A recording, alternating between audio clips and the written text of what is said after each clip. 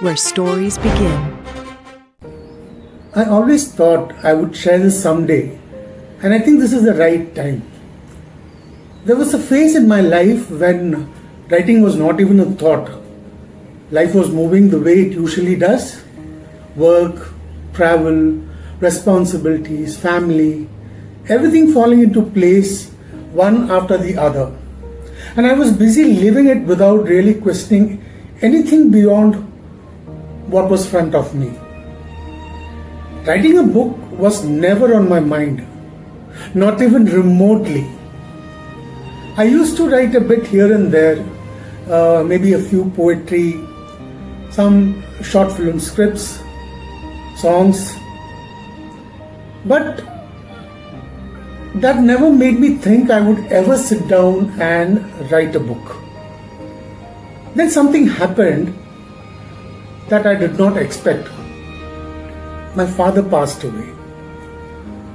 And like most of us, we were in those days of mourning, confined within the house, surrounded by his memories, the silence, and a kind of stillness that I was not used to. For me, as a person who was always active, that stillness was difficult. And I found it very painful. I found myself going back to moments I had lived with my father, just remembering, just thinking, and slowly I started writing down those memories. Not with any intention, just to hold on to something that I felt was slipping away. By the sixth day, what I had written was no longer just notes. It was something more. And there was this constant pull inside me to continue, to keep writing. Like anybody of us, I thought of giving it a go. I prayed to my deity in my native village before I wanted to commence doing something.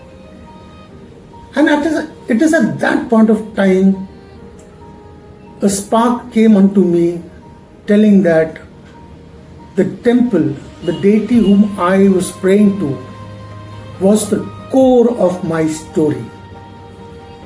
And that is how Chithrangadan started to take shape. What started as memories slowly became a story.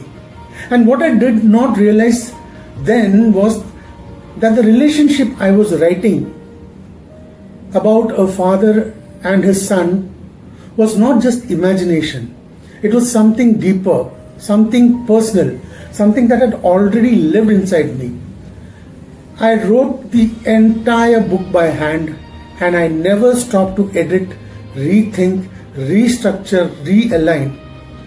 It just flowed into me, and in 9 days, the book was complete. I still don't know how to explain that phase, but I know what it did to me. It took away a part of my grief. It got me something to hold on to. And more than anything, it's changed the way I started seeing things around me. People, relationships, movement, everything began to feel different. As if there was more to it than what I had originally thought about.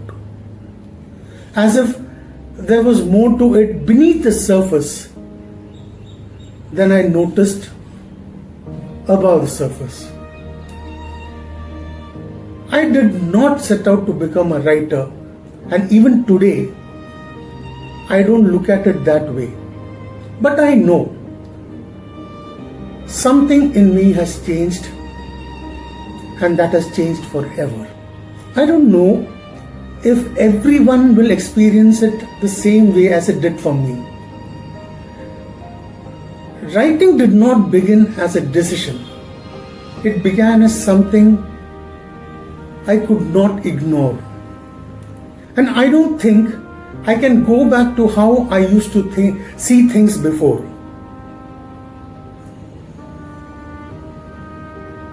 It was a totally new revelation for me, something which I did out of instincts and something which stayed with me even today. Hello friends, this is Vinod Bhaskar here. Let's continue together.